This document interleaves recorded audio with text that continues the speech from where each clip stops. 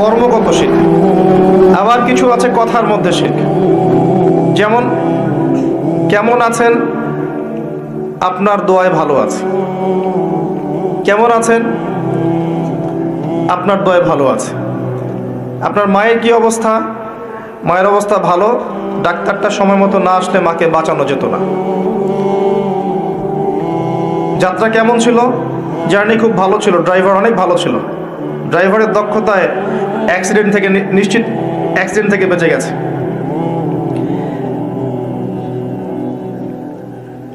আমি না থাকলে কাজটা হতো না, ভাগ্যিস আপনি ছিলেন, না হলে আমার এই বিপদ থেকে রক্ষা হতো না।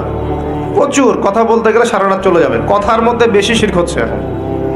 এমনকি অনেক গানের লিরিক্স দেখবেন, তোমাকে ছাড়া বাঁচবো না, তুমি আমার জীবন, তুমি আমার মরণ, এ ধরনের কথা আছে না?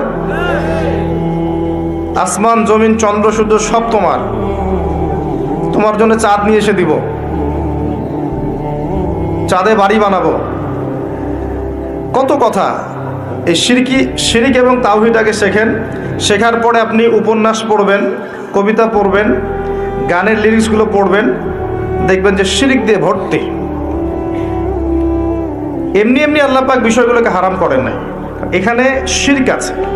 অনেক ক্ষেত্রে কুফরি কথা আছে, অনেক ক্ষেত্রে আবার ভক্তি প্রদর্শন করতে গিয়ে অতি ভক্তি হয়ে যাচ্ছে। আর হারাম ইনস্ট্রুমেন্ট তো আছেই, সব মিলিয়ে বিষয়টা হারাম। তার উপরে আবার এটা আপনার সময় কিল করবে এবং আপনাকে আল্লাহর জিকির থেকে সরিয়ে রাখবে। যখন আপনি এগুলোর মধ্যে ডুবে যাবেন, ওই মোমেন্টে আপনি আল্লাহকে ডাকতে পারবেন না, ওই সময়টা ওরা খেয়ে ফেললো। সব মিলিয়ে বিষয়টা হারাম। তো এরকম কথায় অনেক শিরক হয়। তো বেসিক কথা হচ্ছে, তিনভাবে শিরক হতে পারে: আপনার কথায়, আপনার কাজে এবং আপনার চিন্তায়। কথা, কাজ এবং চিন্তাকে বিশুদ্ধ করতে পারলে তাওহীদ প্রতিষ্ঠা হবে, এবং তাওহীদের উপর থাকলে পরেই উম্মার কল্যাণ আছে। আল্লাহ পাক আমাদেরকে তাওহীদে থাকার তৌফিক দান করুন।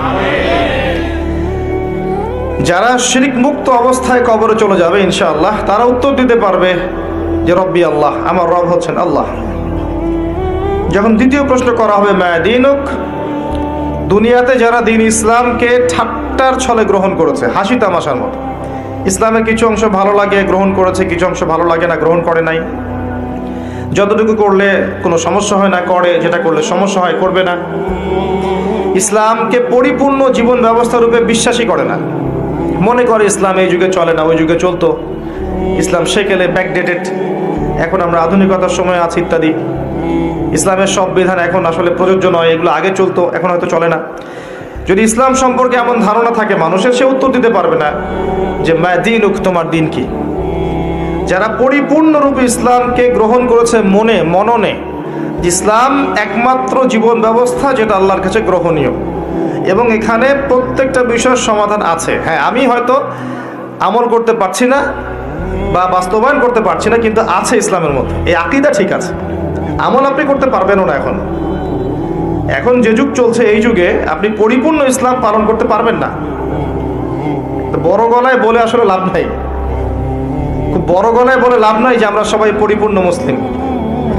যদি এটাই সত্য হতো, তাহলে আমাদের আজকে অবস্থা হতো না।